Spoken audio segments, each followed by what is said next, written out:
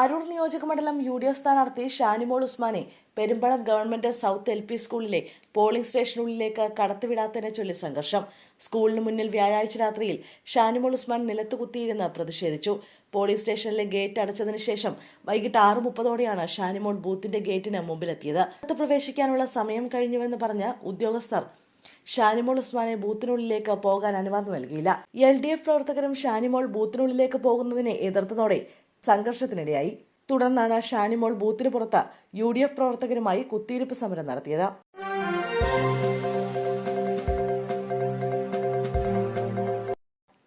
ഇരിങ്ങാലക്കുടയിൽ BJP booth പ്രസിഡന്റിന് കുത്തേറ്റു. പ്രതിപിടിയിൽ.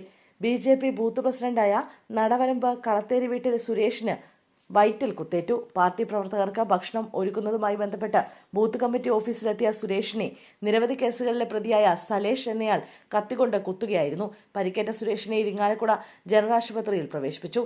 സംഭവത്തിൽ പ്രതി സലോഷിനെ പോലീസ് കസ്റ്റഡിയിലെടുത്തിട്ടുണ്ട്. വ്യക്തിപരമായ വൈരാഗ്യമാണ് ആക്രമണത്തിന് കാരണമെന്ന് പോലീസ് അറിയിച്ചു.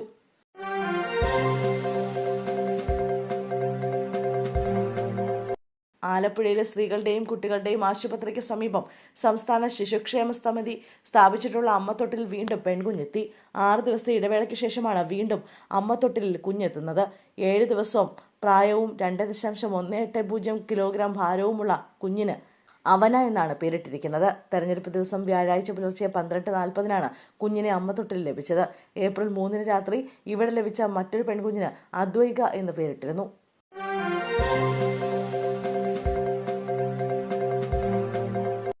കൂർക്കഞ്ചേരിയിൽ വോട്ട് ചെയ്യാനെത്തിയ യുവതിയെ തടഞ്ഞ സംഭവത്തിൽ കേസെടുത്ത ബാലാവകാശ കമ്മീഷൻ. കണ്ണംകുളങ്ങര സ്വദേശിയായ അക്ഷയ്ക്കൊപ്പം മണിക്കൂറോളം കൈക്കുഞ്ഞിനെ തടഞ്ഞുവെച്ച നടപടിയിലാണ് ഇടപെടൽ. പ്രിസൈഡിംഗ് ഓഫീസറുടെ നടപടിയിൽ സ്വമേധയാ കേസെടുക്കുകയായിരുന്നു. ജില്ലാ കളക്ടറോട് ബാലാവകാശ കമ്മീഷൻ വിശദീകരണം ചോദിച്ചിട്ടുണ്ട്.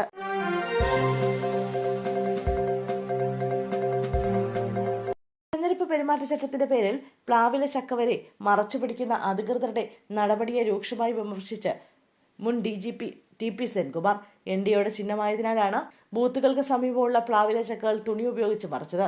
എന്നാൽ ഇതിനെതിരെ ഇരട്ടത്താപ്പ് ആരോപിച്ചാണ് സെൻകുമാർ രംഗത്തെത്തിയത്. ഒരു പോളിംഗ് ബൂത്തിന്റെ 100 മീറ്റർ ചുറ്റളവിൽ യാതൊരുവിധ അടയാളങ്ങളും കാണരുത് എന്ന് പറഞ്ഞാണ് ചക്ക വരെ മറച്ചു പിടിച്ചതെന്ന് സെൻകുമാർ തന്റെ ഫേസ്ബുക്ക് പോസ്റ്റിൽ ചൂണ്ടിക്കാട്ടി. ചക്ക മറച്ചുവെച്ചെങ്കിൽ പോളിംഗ് ബൂത്തിലും എല്ലായിടത്തും കാണുന്ന കൈപ്പത്തി എന്ത് ചെയ്യുമെന്നും കൈപ്പത്തി എന്ന ചിഹ്നം കോൺഗ്രസിന് കൊടുത്തത് വളരെ തെറ്റാണെന്നും അദ്ദേഹം പോസ്റ്റിൽ പറഞ്ഞു.